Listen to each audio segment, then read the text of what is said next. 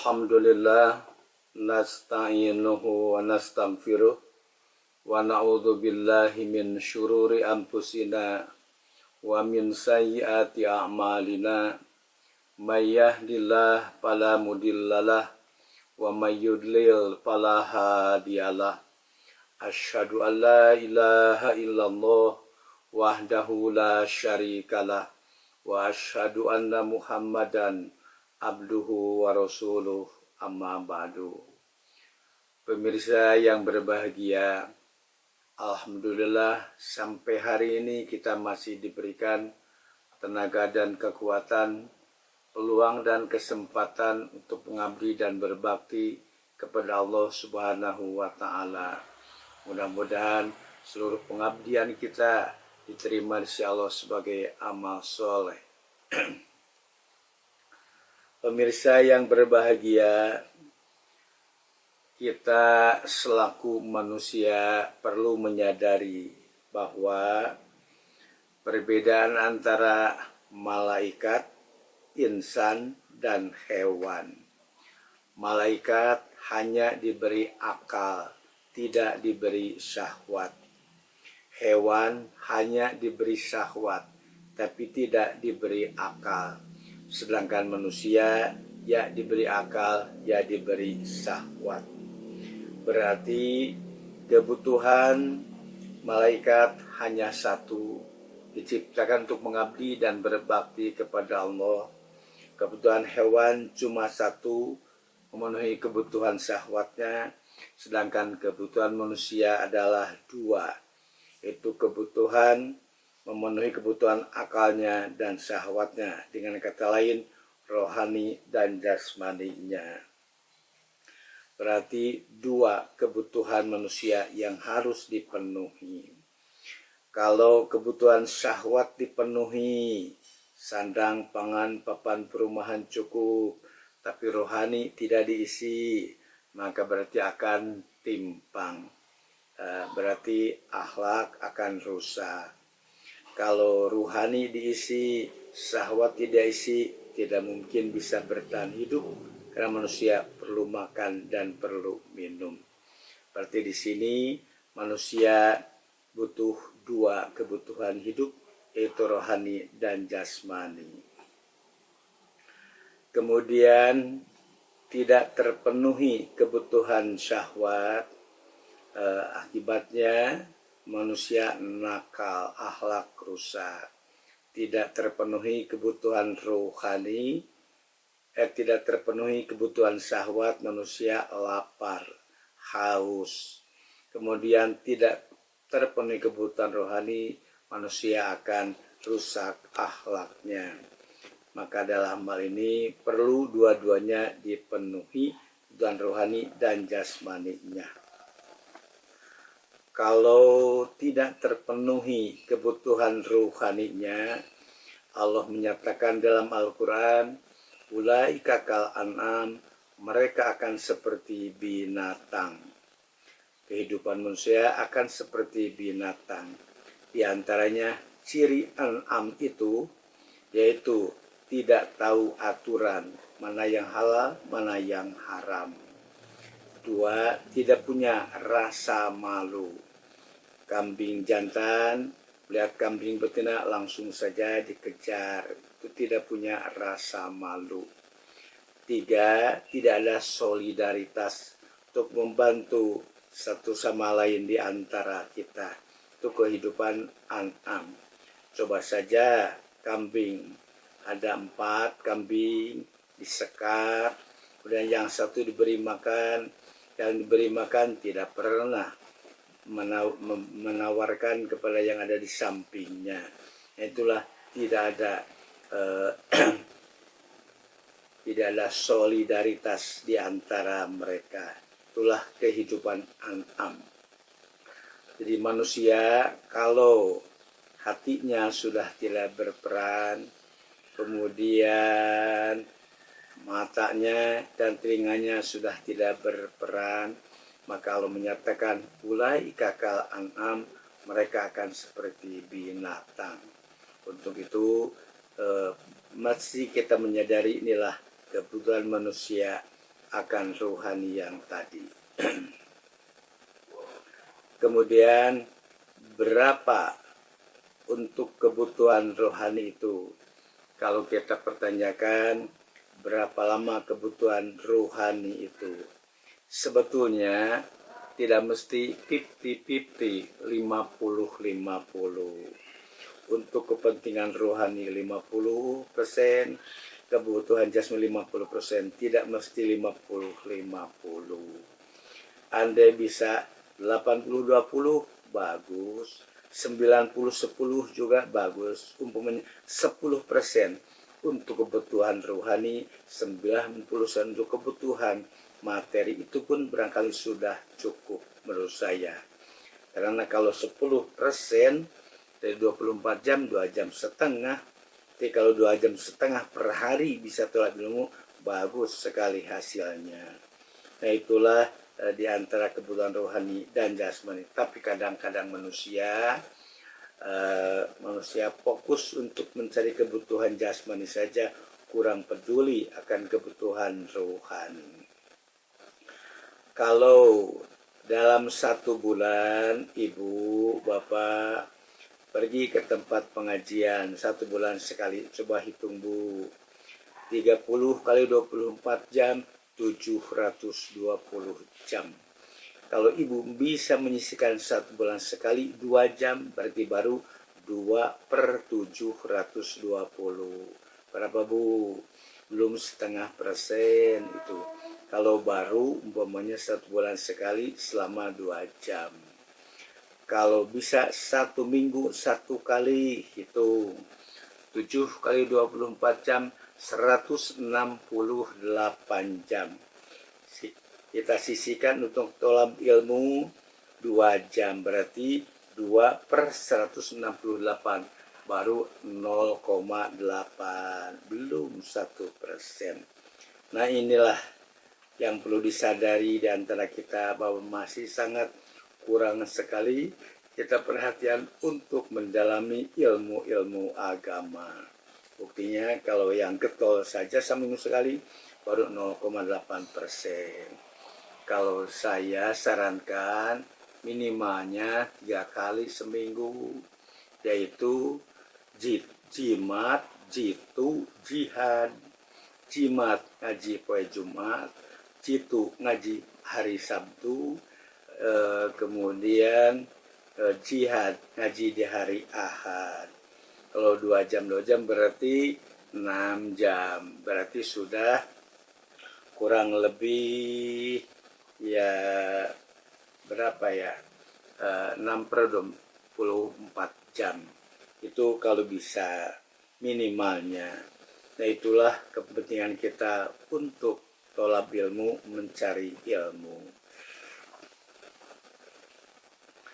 Kemudian hasilnya pun kalau melihat kenyataan di masyarakat masih minim sekali. Hasilnya umpamanya kurikulumnya adalah Al-Quran, kurikulum untuk seumur hidup. Itu bukan kurikulum untuk santri dan kiai saja, tapi Allah siapkan untuk kurikulum seumur hidup, Al-Quran 30 juz. Kemudian kalau kita bagi, Quran itu 30 juz. Dari usia 6 sampai usia 15 tahun programkan untuk belajar baca Al-Quran. Panjang pendeknya, tajwidnya, mahrajnya, tahsinnya insya Allah cukup. Dari usia 6 sampai 15 tahun berarti 9 tahun untuk melancarkan baca Al-Quran. Karena baca Al-Quran pun harus dengan tajwidnya yang benar, panjang pendeknya.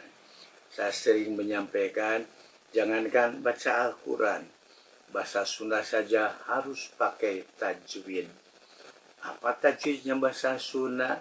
Buktinya, kalau ada orang yang bertanya, Pak, badai tumaros, lebih jongkok Pak Ali, di mana jongkok? Nah, jawabannya cari Nah, jongko atau pilari jongko pang payun na tuh make guna jongko pang payun na. Ada lagi yang tanya lebih jongko Pak Ahmad di mana jongkonya? Pilarian jongko pang payu na, itu beda maksudnya pang payunna dan pang payuna. Pang payuna paling depan, pang payuna paling laku, itu bahasa Sunda saja, harus pakai tajwid apalagi Al-Qur'an. Nah, dari usia 15 tahun Quran akan tamat, kita pelajari sekaligus tahu isi dan artinya yang program Sajud 1 tahun. Dari usia 45 sampai 60 untuk kaji ulang. Kalau tadi 1 juz tahun, sekarang 2 juz 1 tahun. Pas. Quran kurikulum untuk seumur hidup program 1 juz 1 tahun. 1 juz itu berapa lembar? 1 juz itu 10 lembar. Untuk 1 tahun. Sudah saja siapkan 10 lembar untuk 10 bulan. Berarti 1 lembar 1 bulan. 2 bulan untuk libur semester. Semester pertama libur 1 bulan. Semester kedua libur 1 bulan. Jadi pas 10 lembar untuk 1 tahun. Dan libur semester pertama 1 bulan. Semester kedua 1 bulan. Kemudian 1 juz itu 10 lembar. Kemudian 1 lembar itu 30 baris. 1 lembar 30 baris. Jadi berapa harus baca Al-Quran per hari? 1 baris saja per hari. Nah, kalau umat Islam bisa rajin menyisihkan waktu belajar 1 baris saja per hari, dengan adanya insya Allah Quran akan menjadikan bekal bagi kita untuk meraih keselamatan dan kehidupan kita. Itulah Al-Quran sebagai kurikulum seumur hidup kita. Katakanlah yang tidak pernah pesantren, sekolah, ngaji khusus, ya belajar 1 saja 1 baris per hari. Insya Allah Quran bisa tamat sekaligus tahu isi dan artinya. Kemudian Quran itu kan menunjukkan jalan keselamatan. Quran itu yahdi subulas salam, menunjukkan jalan keselamatan. Jadi siapa yang mau selamat nih, Al-Quran resepnya. Quran yahdi subulas salam, menunjukkan jalan keselamatan. Sementara manusia di dunia semuanya ingin selamat. Jangankan yang muslim, yang kafir pun mau selamat. Copet saja bangsat mau selamat. Buktinya copet mencuri, nggak kepergok, bacanya Alhamdulillah, untung selamat tuh. Berarti copet juga ingin selamat. Buktinya mencuri nggak kepergok, bacanya Alhamdulillah. Tikus pun mau selamat. Ada kita lari takut dibunuh. Tapi sayangnya tikus bodoh. Uang 100.000 digigitinya sampai habis, dijadikan sarang. Sementara ikan yang ada di perangkap diambilnya, yang akan mencelakakan dirinya. Bodoh tikus. Padahal kalau tikus bodoh ini uang 100.000 belikan ke pasar, bisa 4 kilo, cukup 1 minggu.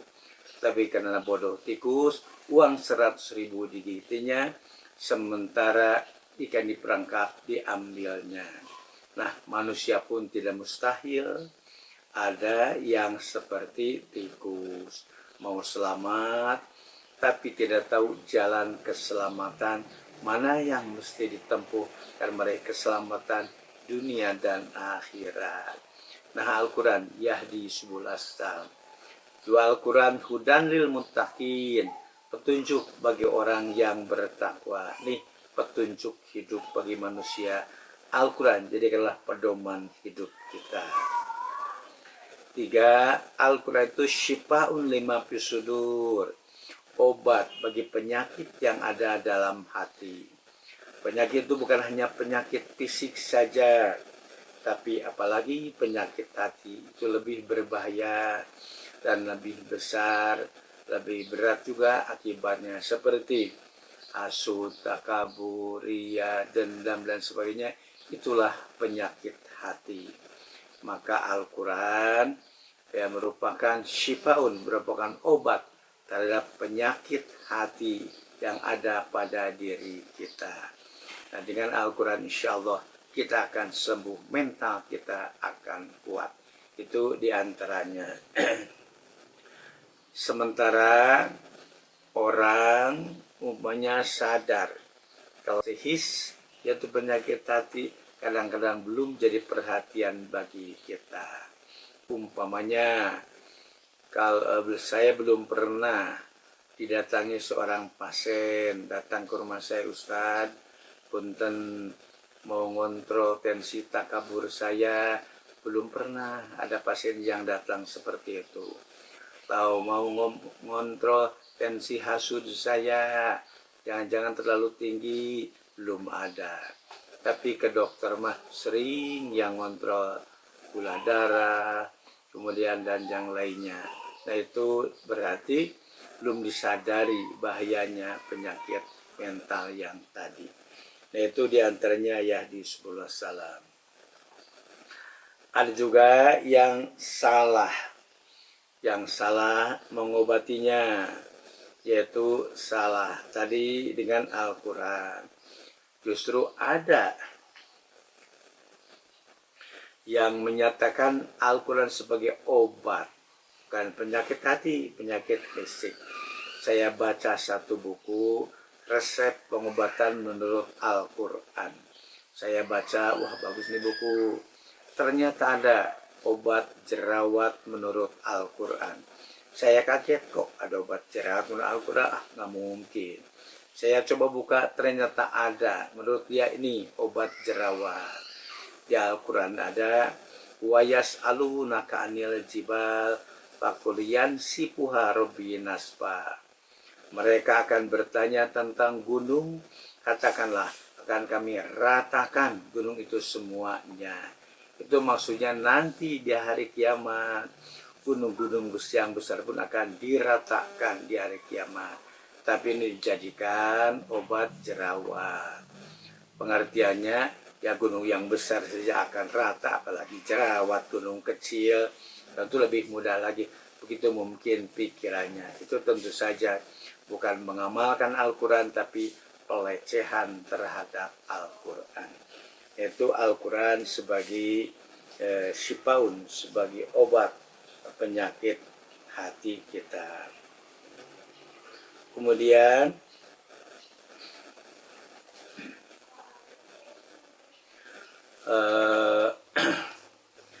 manusia juga mesti menyadari bahwa manusia itu antara malaikat dan setan. Malaikat, insan, setan. Malaikat pasti taat. Tidak mungkin ada malaikat yang maksiat. Setan pasti maksiat, durhaka. Tidak mungkin ada setan yang taat. Sementara manusia bisa taat dan bisa maksiat. Nah, itulah manusia. Pada diri manusia punya potensi untuk taat terhadap Allah, tapi juga punya potensi untuk maksiat. Karenanya manusialah yang mesti dibangun, yaitu di mana manusia bisa taat, bisa maksiat. Kemudian targetnya kita tidak ditargetkan full taat 100%. Tentu masih susah untuk full taat 100% karena bukan malaikat. Kalau malaikat bisa full taat 100%. Targetnya asal lebih kuat saja taatnya dari maksiatnya. Katakanlah 90-10, 10 maksiat, 90 taat, bagus. 80-20, 70-30, bagus. Karena untuk full taat manusia tidak mungkin. Dan di samping itu Allah menyiapkan Ghafurur Rahim. Allah adalah Maha Pengampun dan Maha Penyayang. Nah itu diantaranya bahwa manusia harus lebih memperkuat taatnya daripada maksiatnya. Mana yang lebih berat, maksiat atau taat? Mungkin banyak yang beranggapan taat lebih berat. Mengapa? Harus zakat, infak, haji, umroh, jariah, bangun masjid, bangun pesantren, dan yang lainnya. Kalau menurut saya tidak. Bahkan lebih berat maksiat daripada taat. Buktinya, kalau mau taat, mau tahajud, bangun setengah 4 saja cukup. Kalau mau mencuri, bisa bangun jam 4, setengah 4. Tidak, kesiangan. Harus jam 12, jam 1 bangun, itu kalau mau mencuri. Kemudian kalau mau tahajud, bisa di rumah sendiri, bisa tahajud saja di rumah sendiri, biar nanti subuh saja ke masjidnya. Kalau mau mencuri, bisa di rumah sendiri, nggak bisa mencuri di rumah sendiri, harus ke rumah orang lain kalau mau mencuri.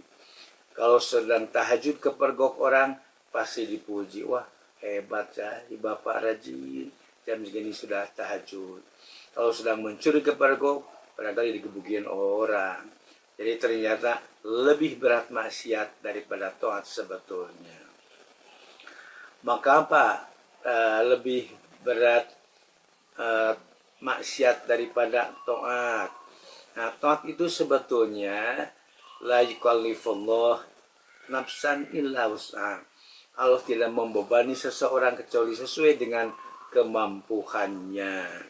Maksudnya yang miskin pun bisa taat, yang miskin sekalipun bisa taat sesuai dengan kemampuan dirinya masing-masing. Nah itulah kemampuan untuk taat. Maksudnya siapapun bisa melaksanakan taat.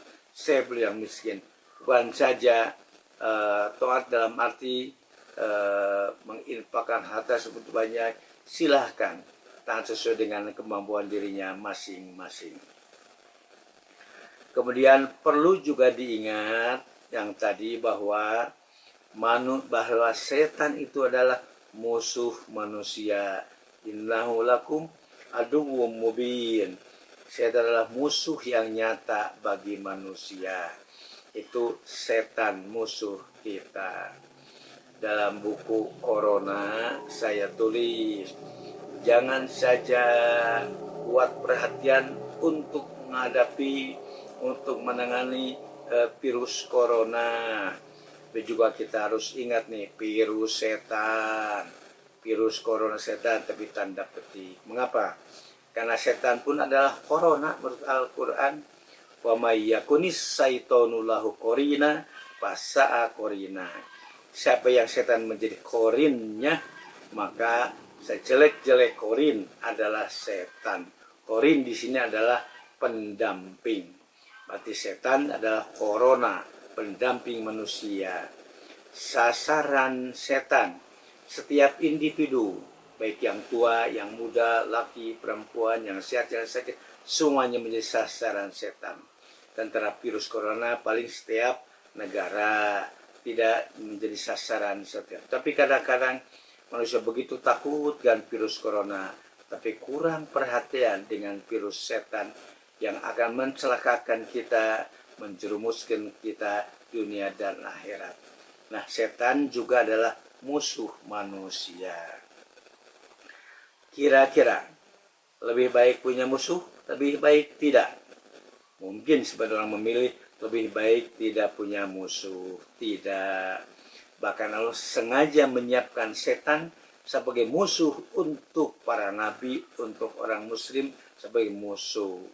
Mengapa? Untuk menguji siapa yang taat terhadap Allah, siapa yang taat terhadap setan. Berarti lebih baik punya musuh. Lebih baik punya musuh yang pintar atau yang bodoh? Ya, kalau punya musuh yang pintar barangkali kita tidak akan menang selama-lamanya juga. Beda dengan punya musuh yang bodoh. Tidak. Lebih baik punya musuh yang pintar daripada sahabat yang bodoh. Ada ungkapan, aduun akilun khairun min sodikin jahilin. Musuh yang pintar lebih baik dari punya sahabat yang bodoh. Itu falsafahnya tentang musuh. Kemudian, lebih baik sedikit atau banyak musuh itu? Lebih baik banyak. Kalau sedikit barangkali diwakilkan saja terhadap yang lain. Tapi kalau banyak, perhatian kita akan kuat. Bagaimana menghadapi lawan yang itu banyak. Perang Badar. Umat Islam hanya 313. Orang musyrikin 1000. 313 lawan 1000. Sementara musyrikin itu adalah mereka jago-jago, gagah-gagah, tukang kerlut. Beda dengan orang musuh kita, yaitu setan. Kira-kira apakah enteng atau bagaimana kekuatan setan itu? Dilihat dari umur, dari sisi umur, setan sudah jutaan tahun umurnya. Sejak Adam sampai sekarang belum ada yang meninggal. Buktinya nggak pernah ada kuburan setan. Yang kedua, pengalamannya pun lebih banyak. Dengan Namrud, kena Fir'aun, Cs, dan yang lainnya, itu sahabat-sahabat akrab setan. Jadi pengalamannya juga lebih banyak. Indranya pun tentu saja lebih berat lagi. Mengapa? Setan melihat kita, sementara kita tidak melihat setan. Jadi bagaimana mungkin? Contoh, kalau dua petinju, yang satu buta, yang satu melihat, coba pertandingkan. Berarti yang babak belur yang buta, satu ronde juga bisa babak belur. Karena yang satu buta, yang satu melihat. Atau pertandingan sepak bola, yang satu kesebelasan sepak bola yang melihat semuanya. Yang satu lagi kesebelasan yang buta semuanya. Kira-kira berapa nol? Bisa-bisa skornya sampai 100-0. Kalau pemain sepak bola yang buta melawan yang melihat. Nah, demikian juga kalau kita perbandingan dengan setan. Tadi umurnya sudah lebih panjang setan. Pengalamannya lebih banyak. Kemudian setan melihat kita, sementara kita tidak melihat setan. Waduh, pasti berat nih melawan setan. Tapi jangan berpikir adil Allah, tidak. Kita berpikir disebut adil gimana ya? Tidak adil bagaimana? Sebetulnya adil juga dengan bisa dipahami dan dimengerti oleh kita. Contoh, kalau seseorang dicegat anjing galak, perhitungkan kekuatannya. Kalau melihat dari sisi suara, anjing lebih keras suaranya daripada kita. Lari lebih cepat anjing daripada kita. Kulitnya lebih kuat anjing daripada kita. Waduh, berat nih. Gimana teknisnya? Laporkan saja kepada yang punyanya, majikannya. Pak, ini anjing menggogok saya aja terus. Kemudian dipanggillah oleh yang punyanya, masuk ke rumah. Silakan lewat dengan selamat. Demikian juga untuk menghadapi setan. Waduh, kita berat ya menghadapi setan. Kemampuannya, indranya, ketakutannya, yang lainnya. Udah, laporkan saja kepada yang punyanya. Laporkan saja kepada Allah sebagai kholiknya. Kemudian kita berlindunglah kepada Allah. A'udzu billahi minasyaitonir rajim. Allah melihat setan, sedangkan setan tidak melihat Allah. Inilah keuntungan bagi kita. Maka tentu saja dalam hal ini kita harus mempersiapkan diri bagaimana untuk menghadapi godaan-godaan setan yang tadi. Dari tema pengajian ini yaitu ilmu, iman, dan amal soleh. Yang sudah saya sampaikan itu mencakup ilmu, iman, dan amal soleh. Ilmu, tingkat lagi penguasaan keilmuan tentang Al-Quran dan hadis. Kemudian iman, tingkatkan kekuatan iman kita kepada Allah. Tingkatkan juga amal soleh kita. Maksudnya ilmu tanpa iman belum ada artinya. Iman tanpa amal soleh itu juga belum belum bermanfaat betul. Kalau iman tanpa amal soleh, iman tanpa amal dusta, amal tanpa iman sia-sia. Berarti siapkanlah iman dan amal soleh. Al-Quran sering menyinggung amanu wa amilus solihat, amanu wa amilus solihat, iman dan beramal soleh. Untuk kebahagiaan kita lahir dan batin, dunia dan akhirat, agar kita di dunia meraih akhiratnya. Itulah harapan kami. Dan ini memang terus harus dipupuk kesadaran kita untuk mengabdi dan berbakti kepada Allah Subhanahu wa taala untuk meraih kebahagiaan dunia dan akhirat nanti. Mudah-mudahan Allah memberikan tenaga dan kekuatan kepada kita untuk terus dapat mengabdi dan berbakti kepada Allah, walau dalam keadaan bagaimanapun tetap kita terus mengabdi dan berbakti kepadanya. Mudah-mudahan Allah memberikan kekuatan kepada kita untuk mampu mengikuti petunjuk-petunjuk Al-Quran dan hadis yang sahih untuk keselamatan kita dunia dan akhirat. Demikianlah yang dapat kami sampaikan. Mudah-mudahan bermanfaat. Jadikan catatan bagi ibu dan bapak sekalian. Itulah diantara program hidup kita. Sekian. Rabbana atina fid dunya hasanah wa fil akhirati hasanah wa qina adzabannar. Wassalamualaikum warahmatullahi wabarakatuh.